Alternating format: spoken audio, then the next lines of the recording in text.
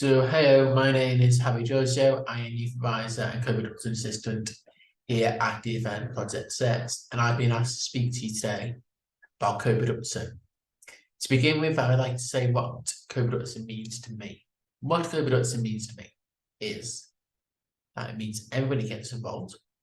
It means that everybody's skills get matched. Everybody in the team, whether it's a 2 pairs of team, 10 pairs of team, or 100 pairs of team, everybody gets their voice listened to and heard, and has a chance to ask questions, bring ideas forward if they want to, and has the opportunity to maximize the skills either they're going to learn or the skills they already have. That is what that's what co-production means to me.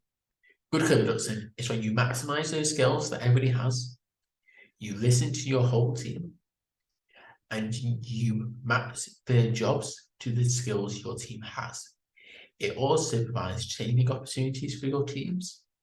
It also provides listening to, if you're working in a school, for example, and you have young people, it's listening to those young people, bringing their ideas forward and figuring out a way to do it, and figuring out a way that they can be involved.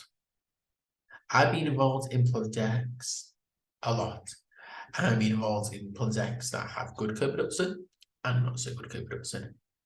I'm going to talk about a project I was involved in where co-production was used absolutely correctly in a time where co-production was probably not on everybody's radar due to things that was going on during that time. The time I know about is 2020. COVID. Everybody online, everybody on Zoom, everybody on Teams. All virtual.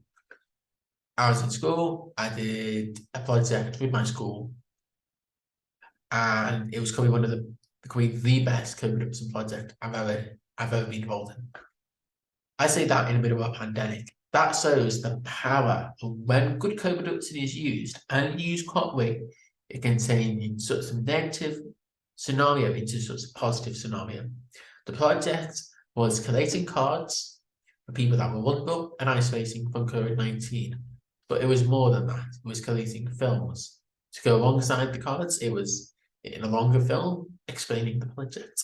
The reason why I look back on that is such good co-production is because everybody was engaged, everybody's skills got matched, everybody got to learn new valuable skills, which some people are still using today in their jobs.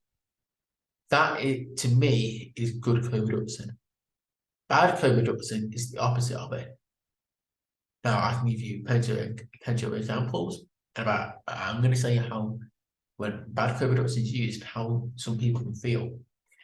This is how I feel when bad co-production. I feel like I'm just sitting there, not being listened to, not having challenges brought to me, not allowing me to use my skills, which I've learned, not teaching me new, fantastic skills, which I really want to use.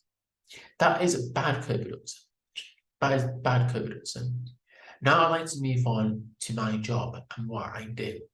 I am the Youth Advisor and Co-Production Assistant. So what that means is I bring co-production into DFN. I assist on projects to make sure it's fully co-produced with young people or with colleagues or with organisations outside of DFN. When I first started, I thought, right, what is co-production? How do we do it? We are still learning. That's the brilliant thing about co-production. Not every day is the same. Not every project is saying, right, I know how I'm going to do this. Because everything changes. Everything changes. From day to day, to project, everything changes. And that's the brilliant thing about co-production. Everything changes. In a matter of instance, everything can change. Some of the best projects I've been on is I've come in, I've gone, okay, this is the idea. Right, let's do it. Simple as that. Oh, how are we going to do? I don't know. We'll figure out as we go. Yeah, okay, that's probably not best organisation. Probably not best, probably not the best way to organise stuff, but it works. And And that's what co-production is. It works when it's used correctly.